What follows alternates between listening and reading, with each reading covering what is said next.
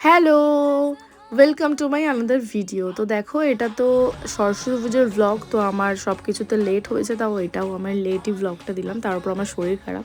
তো এটা তার আগের দিন আমার পাড়ার কিছু প্যান্ডেল হপিং দেখাচ্ছি সরস্বতী ঠাকুরের। খুব সুন্দর করেছিল, ছোটোর মধ্যে হলেও থিম প্যান্ডেল করেছিল। এখন তো সব কিছুতেই থিম, খুব সুন্দর সুন্দর মা সরস্বতীর, মানে খুব সুন্দর সুন্দর প্যান্ডেল করেছিল। তো সেইগুলোই দেখছিলাম, একটু কাজে আর কি বেরিয়েছিলাম বাইরে। তার পরের দিনকে আমাদের বর্ধমানের উদ্দেশ্যে বেরাতে হবে, তাই একটু বেরিয়ে তাই দেখলাম যে অনেকগুলো প্যান্ডেল, তা আমরা একটু প্যান্ডেল হপিং করে নিলাম, মাকে দেখে একটু প্রণাম করে নিলাম। তো তারপরেই দেখে নাও কত সুন্দর সুন্দর ঠাকুরগুলো। তারপরেই সকালবেলা একদম ভোর 5টার সময় আমরা বাসে উঠে গেছি।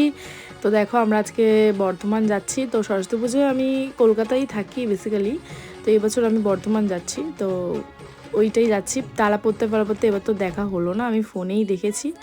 তো যাই হোক, আমি যেতে যেতে একটু ভিউটা এনজয় করছিলাম। তারপর দেখতে দেখতে আমার ঘুমও পেয়ে গেছিলো, যেহেতু রাত্রিবেলাও অনেক রাতে ঘুমিয়েছি। তার উপর সকাল তো মানে প্রায় 5টার বাজছিলো, তো আমাকে 4টে তারও আগে উঠতে হয়েছে। তারপর সরস্বতী পুজো স্নান টান করতে হয়েছে, তারপর শাড়ি পরেছি। তো এগুলো আলাদা, বুঝতেই পারছো, যারা মেয়েরা তারা বুঝতেই পারবে। তো এই করতে করতে ঘুমিয়ে পড়েছিলাম। তারপর একেবারে বর্ধমানে গিয়ে, বর্ধমানের বাড়ি থেকে একেবারে নেমে ঘুম টুম ভেঙেছে। তারপরে এসে দেখি আমি ঢুকেছি আর ঠাকুরমশাই আমার সাথে ঢুকেছে।